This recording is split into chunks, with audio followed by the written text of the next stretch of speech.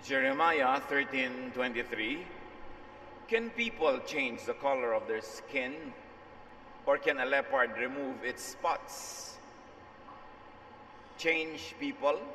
Yan po ang ating pag-aaral at nawa kasihan tayo ng Espiritu ng Panginoon. Aming Diyos, salamat po sa araw na ito na kami naragdagan na naman ng isang araw ng buhay. Salamat po sa lakas. Salamat sa mga tagumpay, sa mga dumaang mga hamon sa buhay. At ngayon, kami Panginoon nagpapasakop sa inyo. Payapain niyo po ang aming loob, linisin niyo po kami at turuan. Kayo ang maging tunay na tagapangaral, tinig niyo ang aming marinig. We ask you, Father, to bless your people and lift up only your name. Salamat po sa ngalan ng iyong anak at aming tagapagligtas na si Jesus. Change people. Pwede nga ba natin talagang baguhin ang tao? Dapat ba nating ambisyonin na baguhin ang mga tao? Ecclesiastes 1:14-15. I have seen it all, sabi ni Solomon, and everything is just as senseless as chasing the wind. If something is crooked, it can't be made straight. If something isn't there, it can't be counted. Ang napakatalinong sa Solomon ang nagsabi na nakita ko na ang lahat. Nasuri ko na ang lahat at napakarami nating ginagawa, wala namang hinahantong ang mainam. Ang anumang liko ay hindi na itutuwid at yung wala doon hindi pwedeng asahan. It is unwise, useless to straighten what is crooked, to count what is not there, to change what cannot be changed.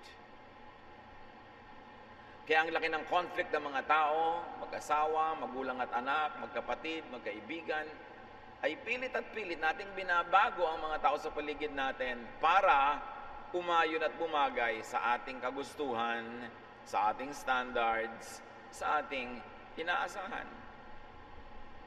Mas madali pa kung minsan na baguhin na lang ang ating expectation kaysa baguhin natin yung tao. Baguhin na lang natin ang ating definition kung ano ang dapat. Mas madali pa yon na magbago ka ng iniisip kaysa pilitin mong magbago ang mga tao para mag-swak sila sa iniisip natin.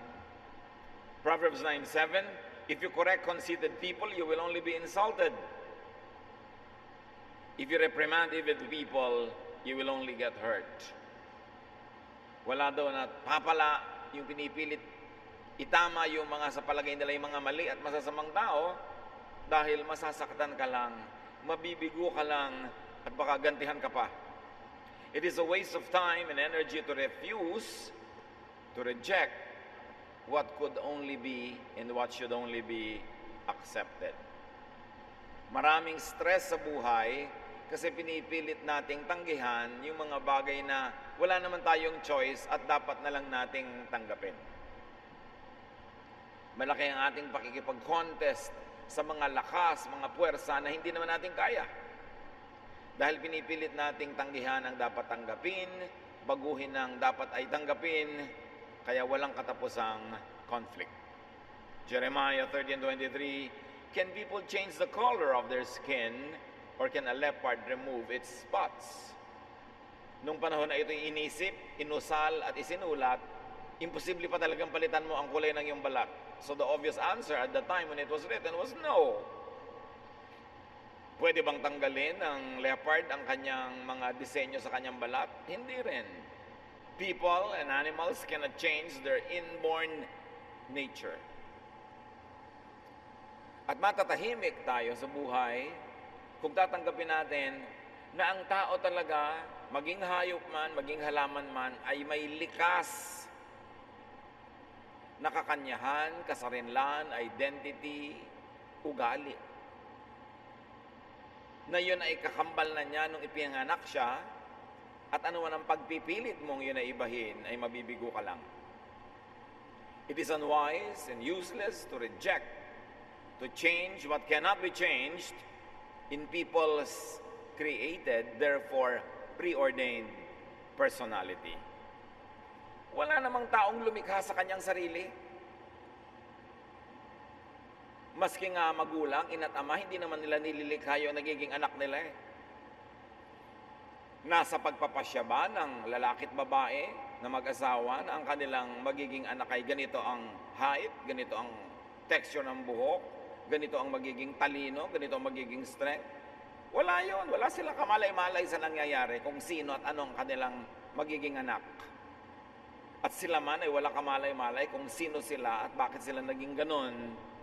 Kasi Diyos ang lumilikha sa atin. We are only participants in the reproductive process. But we do not create. Only God creates. Kaya sabi sa Psalm 139:13, "You are the one," meaning nobody else, "who put me together inside my mother's body." Kayo, O Diyos, ang bumuo sa akin sa sinapupunan ng aking ina. You, God, not someone else, are my designer, creator, maker. Therefore, what I am at birth is your idea. It is your will. It is not my idea. It is not the idea of my mother or father. It is your idea. Not even the idea of my grandmother, who also had no hand in the shaping of her personality. Jeremiah 1:4, sabi ng Diyos, "Before I formed you in the womb, I knew you." Bago pa kita binuo sa sinapupunan, kilala na kita. Alam ko na kung ano ang ginagawa ko at alam ko na kung anong magiging ikaw dahil ako ang bumuo sa iyo. Psalm 139:15-16. Nothing about me is hidden from you, O God. I was secretly woven together deep in the earth below. Ibig sabihin sa womb. But with your own eyes, O God, you saw my body being formed. Even before I was born, you had written in your book everything I would do. Malalim ang pagkaunawa ng umawit sa papel ng Diyos sa ating pagkatao, sa ating personalidad, sa ating likas na mga ugali. Sabi niya, wala namang nalihim sa inyo tungkol sa akin. Nung hindi pa alam ng lahat, sikreto pa na ako'y nabubuo. Hindi pa nakikita ng ultrasound na ako'y nabubuo. Kita na ng inyong mata na ako'y nabubuo. Bago pa ako isilang, isinulat nyo na at itinakda ang lahat ng aking gagawin. Hindi naman ibig sabihin na itinakda ng Diyos na itong iinumin mo gano'n, 2 tasang kape ngayong umagang ito, ganito karaming asukal. Ang ibig sabihin lang ay, alam nyo ang general direction ng aking buhay dahil kayo ang lumikha ng aking personalidad. Dahil nilikha nyo ako na mahilig sa math, therefore alam nyo na hindi ako mapupunta sa mga kurso at sa mga hanap buhay na walang kinalaman doon sa galing ko. Dahil nilikha nyo ako maibigin, therefore alam nyo na ako'y magiging palaibig. Dahil nilikha nyo ako na mapagsinop, alam nyo ang gagawin ko pagka ako'y may pera, alam nyo ang gagawin ko pagka ako'y nagkaroon ng pagkakataon dahil kayo ang lumikha sa akin. Hindi ko naman nilikha ang sarili ko. Hindi rin ako nilikha ng mga magulang ko at hindi ko nilikha ang aking anak o magiging anak. Because you made me this way, naturally I was born this way. I will be this way all my life and I can only be what you made me. I can only do what you designed for me to do. Hindi ako pwedeng magpanggap, kunwari ay mag-engineer o mag-chemist, kasi hindi niyo ako nilikha na maging ganon. Hindi yun ang aking likas na galing at talino. Hindi ko pwedeng tigasan ang loob ko sa mga lumalapit at humihingi kahit ilang beses na akong nabigo dahil nilikha niyo akong maawain. Ngayon, hindi ako pwedeng sobrang maging maawain na binobola na, nagpapabola pa kasi nilikha niyo akong wise. May iba akong strength. May iba akong weakness sa tingin ng tao, pero hindi lahat ng strength ay nasa akin at hindi naman lahat ng weakness ay nasa akin din. Kanya-kanya kami mga nilikha niyo ng specialty para lahat may papel. Kanya kami ng kanyang galing, ng husay, para lahat ng gawain. Mayroong gagawa, pero hindi ibig sabihin ako lahat, dahil hindi ko naman alam lahat, at hindi ako malakas sa lahat ng larangan ng buhay. Kaya kami magkakamag-anak, magkakaibigan, magkakasama sa trabaho, yung magtutulong-tulungan, dahil ang lakas niya ay hindi ko lakas, ang galing ko ay hindi niya galing, kayo ang lumikha sa amin. Nilikha nyo kaming magtutulungan, magmamahalan, kaya i-distribute, ibinahagi sa iba't iba ang kanya-kanyang mga talino at galing para kailangan namin ng isa't isa. Psalm 139, 23-24. Look deep into my heart, God, and find out everything I am thinking. Don't let me follow evil ways, but lead me in the way that time has proven true. The prayer is saying, as I am, as you made me, lead me according to your good intention to be what you intended me to be. Kaya lagi natin sinasabi, follow God's will. At lagi marami nagtatanong, ano ba ang God's will para sa akin? Tingnan mo ang ginawa ng Diyos sa iyo na likas. At yun ang will niya para sa iyo. Ginawa kanyang mabusisi, maburiri. Ibig sabihin, ang will ng Diyos para sa iyo, ikaw yung nagbabantay ng lahat ng mga detalye. Meron namang medyo may kaburaraan. Nilikha siya ng Diyos siguro para iba ang gawin. Then nagtutulungan kayo, nagbabantayan para at the end of the day, both of you benefit from each other. Kung paano nyo ako nilikha, turuan nyo akong mabuhay sang-ayon doon. Kaya mga magulang, sapagkat hindi tayo ang lumikha sa ating mga anak, hindi para sa atin na idikta kung paano sila mabubuhay. Kung ano ang magiging kurso nila, ano ang magiging trabaho nila, ano dapat nilang gawin. Kasi dapat maging totoo sila at tapat kung paano sila nilikha ng Diyos.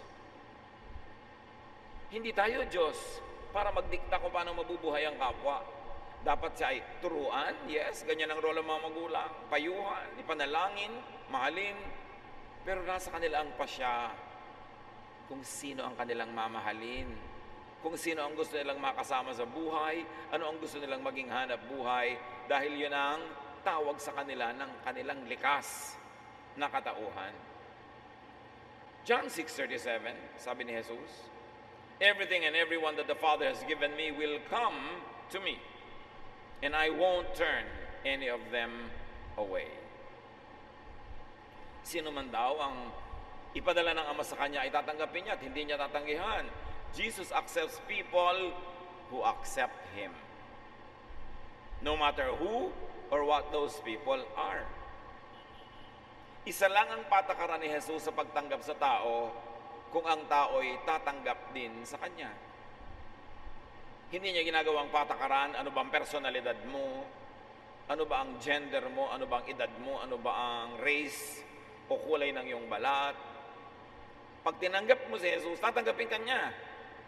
At siya ang modelo natin sa buhay. Ganun ang dapat na patakaran natin sa pagtanggap sa isa't isa. Tatanggapin kita kung paano ka tinatanggap ng Diyos, kung paano ka nilikha ng Diyos.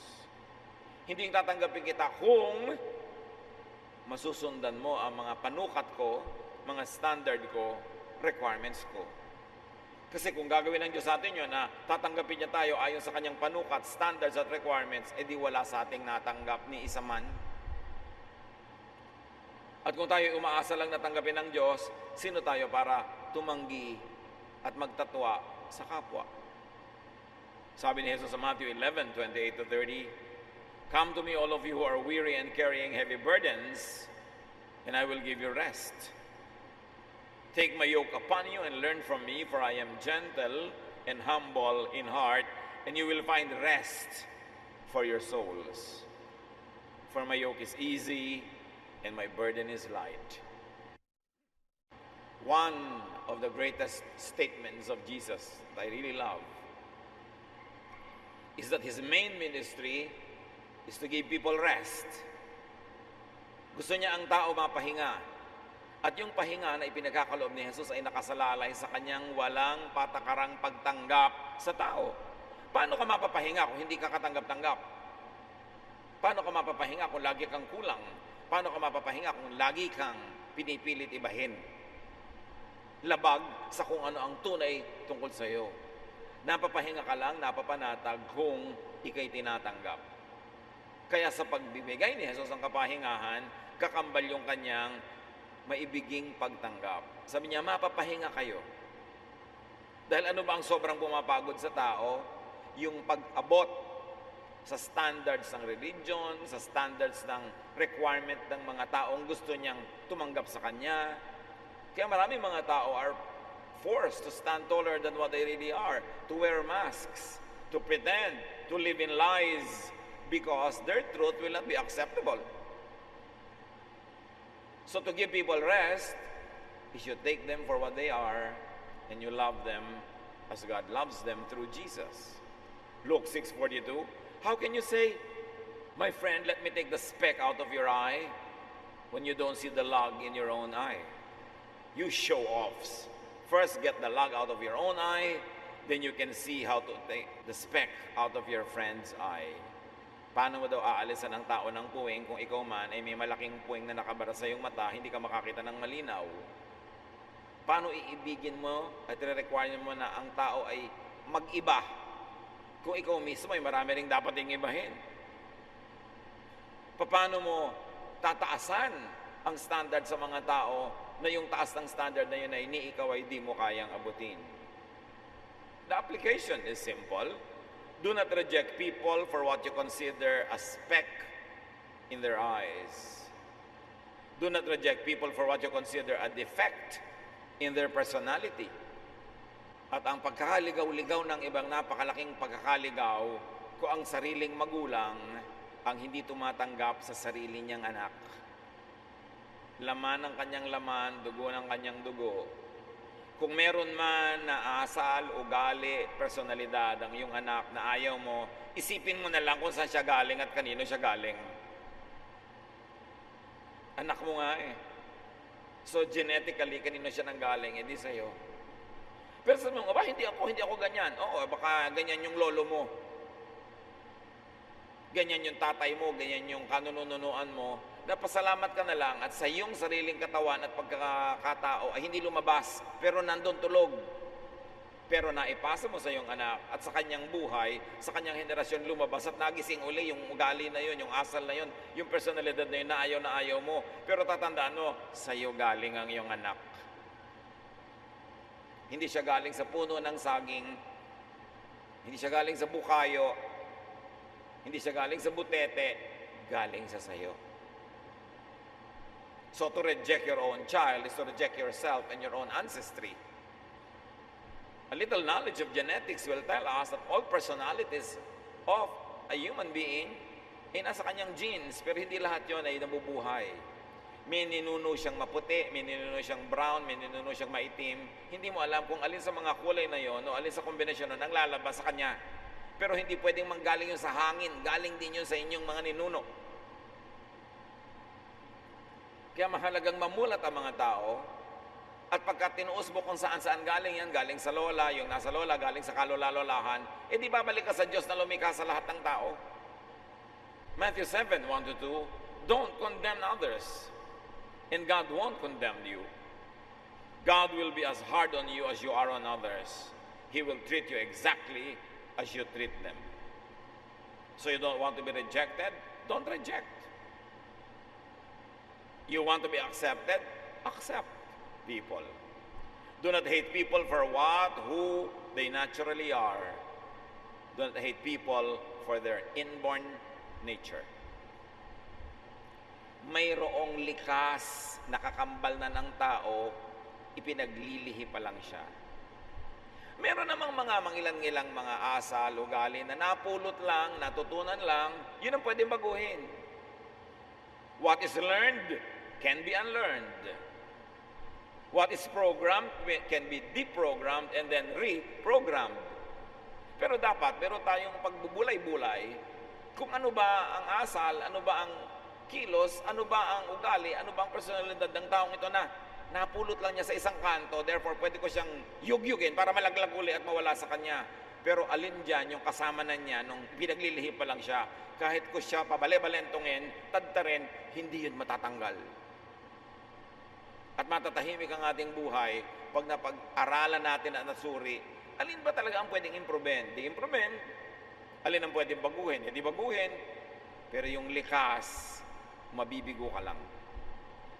Masasaktan ka lang at makakasakit ka. Pagpapalitan at babaguhin mo ang likas. Meron pa mga magulang, takang-taka doon sa mga anak, pagtanda, ay ganun pala siya, ay ganito pala yung anak ko. Hindi mo siya tiningnan nung bata pa siya. Nakahiga pa lang sa kuna, ang bata, marami ka nang makikita tungkol sa kanyang personalidad. Maliit pa lang na bata, nakikihalubilo sa kapwa bata, malalaman mo na, mapagbigay ba ito? Maramot ba ito? Siya ba ay iyakin? Siya ba ay malungkutin, masayahin? Alam mo na. Tapos may mga nanay at tatay na na-surprise pa. Nung meron silang na-discover sa anak nila, nung 30 anyos na, nagbulag-bulagan ka buong buhay para hindi mo malaman yon. O hindi mo inalagaan, hindi mo nakita. Mayroong likas, useless, na piliting ibahin. Meron naman na acquired lang, learned lang, it can be unlearned and reprogrammed. Alamin ang pagkakaiba ng mga yon. 1 Peter 3:7, if you're a husband, you should be thoughtful of your wife. Treat her with honor because she isn't as strong as you are and she shares with you all the gift of life. So, sa mag-asawa lang, iisa na kayo, iisang laman, iisang dugo sa tingin ng Diyos. Magkaiba pa rin talaga. Kaya ang itinuturo, huwag mong harapin sa asawa mo yung strength mo. Hindi ka takot sa ipis, takot siya, huwag mo siyang palitan.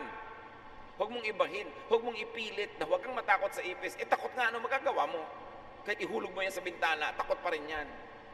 Ba't di mo nalang tanggapin? Ubusin mo ang ipis sa bahay nyo para huwag siya matakot. Accept people for and with their natural personalities. Hindi ka matatakotin, aasahan mo ang tao, hindi rin matatakotin. Hindi ka sentimental, pipilitin mo sa asawa mo, huwag siyang maging sentimental. Kung sentimental talaga siya, may dumadaan lang na lamok, napapaiyak yan. Huwag mong alisin sa kanya yung likas. Romans 4:1-4, welcome all the Lord's followers, even those whose faith is weak. Don't criticize them for having beliefs that are different from yours. Even in religious terms, we are taught to accept one another kahit yung may ibang pananalig, yung may ibang conviction, yung may ibang itinuturing na mas mahalaga kaysa sa ibang mga teaching. We are taught to accept such people. Hindi naman lahat ng tao sabay-sabay mag-grow. Hindi lahat ng tao pare-pareho ng korte ng isip. At hindi lahat ng tao sabay-sabay na nakakaunawa ng mga bagay na dapat unawain. Kanya-kanyang oras, kanya-kanyang panahon, at kanya-kanyang perception. Ang sabi, tanggapin nyo ang mga kapatid kahit hindi lagi kayong agree sa doktrina. Hindi siya agree sa doktrina mo ay demonyo na siya at ikaw ang santo. Hindi siya agree sa iyong paniniwala ay masama at mali na siya. Baka hindi pa lang nagagagap na unawa ng isip niya ngayon. O baka naman, ikaw ang mali. Naisip mo na ba yun na baka ikaw ang mali at siya yung tama? O lagi na lang pag may iba ang iniisip ay siya ang mali at ikaw ang tama automatically. Kaya magulo ang buhay. After all, sabi ng Romans, God welcomes everyone. What right do you have to criticize someone else's servants? Lahat daw tayo servant ng Diyos, hindi man naman servant ang iyong kapatid. Only their Lord can decide if they are doing right, and the Lord will make sure that they do right.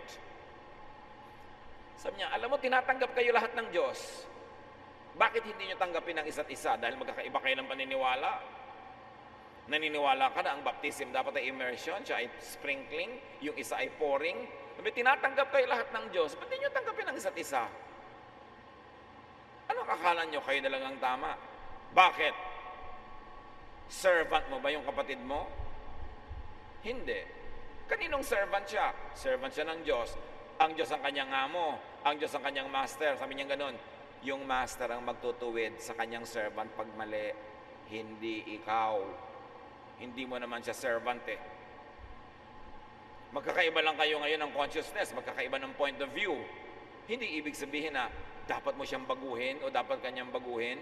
Iba-iba tayo ng speed, direction, and breadth, and width, and length ng pag-aaral at pagkaunawa sa Panginoon. Sabi ko doon, magtanggapan kayo sa isa't isa at huwag niyong baguhin ang isa't isa. Dahil kung meron dapat magbago sa sino man, ang kanyang master ang magbabago sa kanya at ang Diyos ang master. Kung mali siya, bahala siya sa Diyos. Diyos ang magtutuwid sa kanya, hindi kailangan ikaw. Lagi kasi tayong merong Messiah complex. We want to save the world. We want to save everybody from their mistakes and enlighten them with our own wisdom. Gusto nating ituwid ang lahat ng liko dahil akala natin tayo'y tuwid at sila'y liko. At sila naman, iniisip tayo ang likod, sila ang tuwid. Kaya laging may giyera mundial, laging merong world war. Kanya, ang Diyos ang nakakaalam ng lahat. Ang Diyos ang may kapangyarihan sa atin. Kung dapat siyang ituwid, Diyos ang magtutuwid sa Kanya. Kasi sa Diyos siya nananagot, di naman sa iyo eh. At sa palagay mo ba, kung dapat siyang ituwid, hahayaan ng Diyos na hindi siya maituwid? Anong palagay mo sa Diyos? Pabaya? Hindi niya alam ang ginagawa niya? O napakakitid at napakaliit ng pag-aakala mo sa kung ano ang tama, na yung mga ibang mga nakapaligid dito na katotohanan na hindi mo pinaniniwalaan, ang tingin mo na ay mali. Anong tingin ng Diyos doon? Mali din nga ba? O makitid lang ang iyong isip? Dapat lawakan ang isip. Most of the time, the truth is not just a tiny dot, your point. No. Many times, the truth are 2 or 3 or more points and all the sub-points in between. Hindi maliit ang katotohanan. Madalas maliit lang ang ating nakakayanang unawain. 1 Samuel 16:7, people judge others by what they look like, but I, God, judge people by what is in their hearts. So God looks at people's hearts, not at their outward appearance or personality. God accepts people for what they are inside. Meaning, God accepts people for their essence, for their spirit, not for their body. Tinatanggap tayo ng Diyos dahil kung ano ang nasa kaibuturan ng ating puso, hindi dahil sa physical structure lang ng ating puso o ng ating katawan. Lampas doon ang pag-unawa ng Diyos. Merong hinahanap ang Diyos sa bawat tao na lampas sa tingin ng tao lamang. At ang Diyos ang ating hukom. Siya ang sumusukat sa atin. Hindi tayo ang hukom ng isa't isa. James 2:8-9, you will be doing the right thing if you obey the law of the kingdom, which is found in the scripture. And that law is, love your neighbor as you love yourself. But, if you treat people according to their outward appearance, according to their personality, according to what you see, you are guilty of sin, and the law condemns you as a lawbreaker. Sabi ko na, isa lang naman ang tunay at mahalaga at pangunahin, nangingibabaw at dapat magharing utos, yun ay magmahalan kayo. Pero kung ikaw, sinusuri, inuuri, kinikilatis mo ang tao, ayon lang sa iyong nakikita, nababatid, nauunawa, nagkakasala ka. At ikaw, ang siyang mapapatunayan nagkasala, ayon na rin sa iyong mga sariling panghuhusga sa iyong kapwa. Rejection, hatred, destruction of people's natural, inborn personalities result in conflict, in trouble, in failure, and frustration. Halos lahat ng giyera sa bahay ay dahil sa pag-reject natin sa isa't isa. Ang gusto niyang kainin na itlog, malasado. Ang gusto mo, sunog-sunog, tayang-tang. Di hayaan mo siya. Iisa po ang itlog eh. O di siya lang kumain ngayon, ikaw bukas. Take turns. Kailangan lang meron kang method. Because we have to share the planet, we have to share the house, we have to share the dining table. We've got to learn to live with one another. Napaka-importante na tanggapin, imbes pasunurin mo sa'yo ang kapwa. Changing people instead of accepting and loving them as God's creation and design, as God's wonderful workmanship, cause grave sorrow and pain to all. Bakit may mga anak na naglalayas kasi hindi sila tinatanggap na magulang o hindi nila tinatanggap ang magulang nila? Bakit mayroong mag-asawang naghihiwalay kasi hindi nila tinatanggap ang isa't isa o tumigil na silang tumanggap sa isa't isa? Bakit nagkakalayo ang magkakaibigan? Kasi hindi nila tinatanggap ang kanya-kanyang mga ugali, mga kostumbre, at pagkatao. We are like clay jars in which this treasure is stored. The real power comes from God and not from us. We often suffer, but we are never crushed. Even when we don't know what to do, we never give up. In times of trouble, God is with us, and when we are knocked down, we get up again. Mahaba ang kwento at salaysay ni Paul tungkol sa rejection. Ito ang mga tinutukoy niya.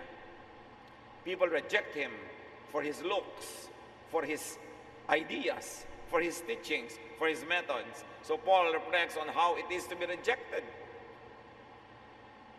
Kaya magaling siya magturo on love, 1 Corinthians 13.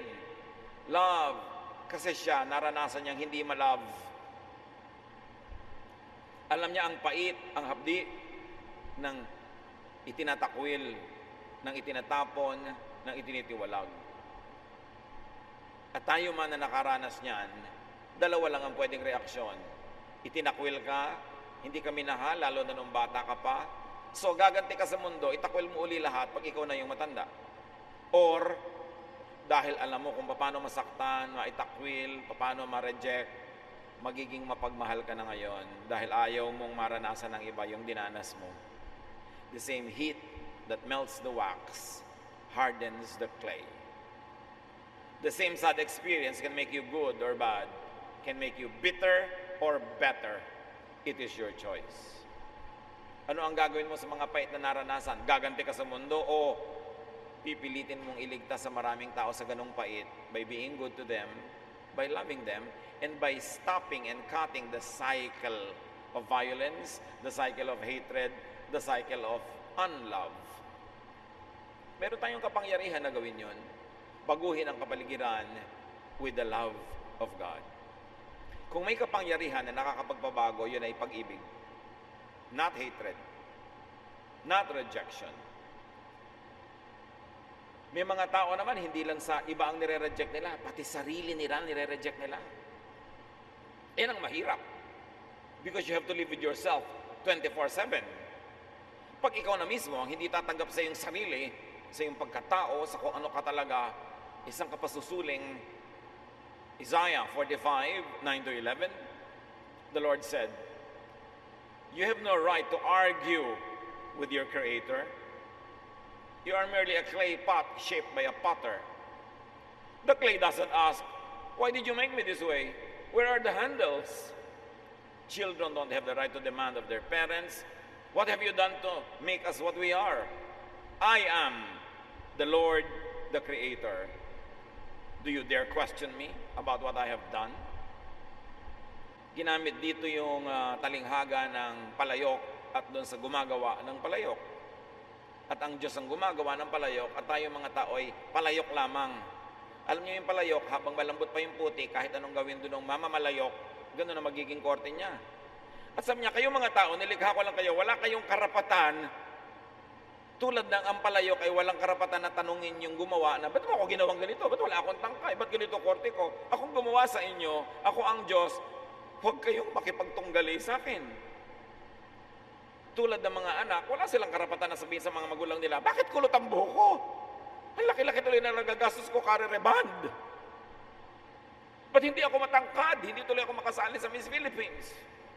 Bakit ako ganito? Bakit ako ganon? Sasabihin naman ng magulang nyo, bakit? Ako ba ganyan? Hindi ba ganyan din ako? Magkamukha nga tayo. Tinanong ko ba, lolo mo, bakit ako ganito? Walang karapatan ng anak na itanong sa magulang bakit siya ganon. Kasi yung magulang, hindi naman siya ang gumawa sa anak. Sabi niya, ako ang gumawa sa inyong lahat. Tanggapin niyo ang inyong mga sarili, tanggapin niyo ang inyong kapwa, o kung hindi, akong kalaban niyo, kasi ako ang creator. May reklamo ka? Anong laban mo? Marami mga anak, alam niyo, masama loob sa mga magulang. Bakit ako pinanganak na mahirap? Bakit kami ganito lang? Bakit di ako maputi? Abay, sinisisi yung lola kung bakit siya pango. Pango din naman yung lola. Huwag tayong makipagtunggali kung anong likas. Kasi you will find yourself fighting God. May nililikha ba ang Diyos na mali? Kung minsan mali sa tingin natin, sa mga panapanahon, lugar-lugar, maganda ang maputi. Pero sa mga bansa sa Africa, so yan, kadiri naman tong babaeng to, puti-puti. Sa kanila kasi maganda yung maitim eh. Kanya-kanya rin ang standard. Ano bang standard natin? Ano dapat ang lalaki? Ano dapat ang babae? Ano dapat ang ganito? Anong ganon? Usually, it is only shaped by our culture. It is shaped by our environment. And now, in these times, it is shaped by advertising. Yung kabobola sa atin, ang mga produkto ng pagpapatuwid ng buhok, you feel miserable tuloy pag kinki yung buhok mo. Mabuti nga pag kinki yung buhok mo, pag may pumasok na lamok, di na makakalipad uli. Wala na siyang magagambala.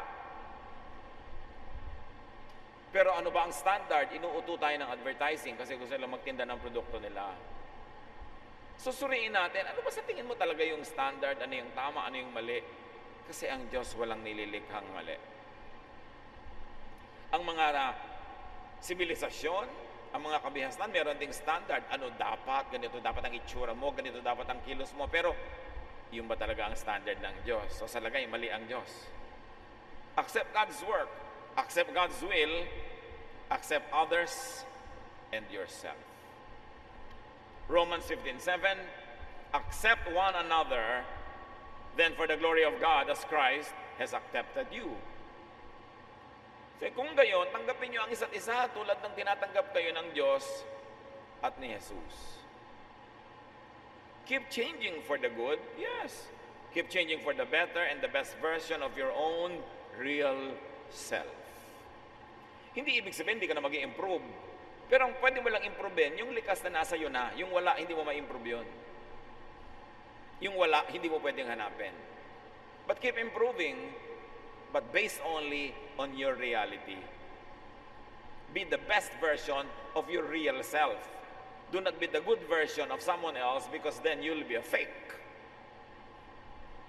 Do not hurt others and yourself by insisting on becoming what you or what they were not designed nor created to be. Kung hindi likas, hindi mangyayari. Kung hindi ukol, sabi na matatanda, hindi bubukol. Mapapagod ka lang. Galatians 5:14-15, all the law says can be summed up in the command to love others as much as you love yourself. But if you keep attacking each other like wild animals, you had better watch out or you will destroy yourselves. Let us not destroy ourselves. Let us not destroy people we love and people who love us. Accept them.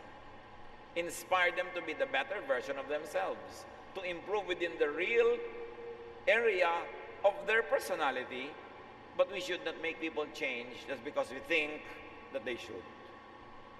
Huwag tayong makipagtunggali sa lumikha sa atin.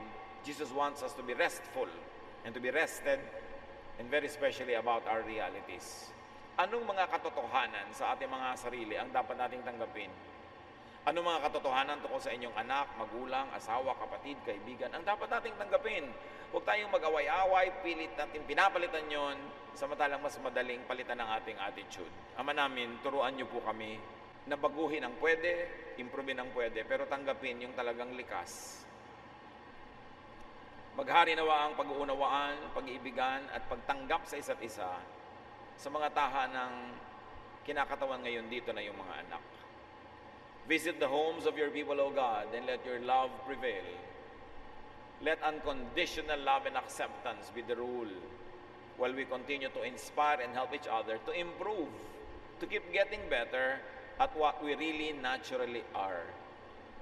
At nawa, Panginoon, sa paglawak ng aming isip at pag-unawa, ay maghari ang katahimikan, kapayapaan, katiwasayan sa aming mga buhay at mga bahay. Pagbulay-bulayan natin, mga kapatid, ang kahulugan nito sa ating buhay. Suriin ninyo kung meron kayong nire-reject for whatever reason. Bakit nire-reject? At humingi tayo sa Panginoon ng dagdag na karunungan at kapangyarihan na maging bukas ang puso, tumanggap, magmahal sa ating kapwa. Lord, as your people bow before you in silence, finish the message, please. Kayo magbigay sa amin ng mga napaka-personal na application na maiuwi, maipapamuhay hanggang kami makita niyo ng mukhaan.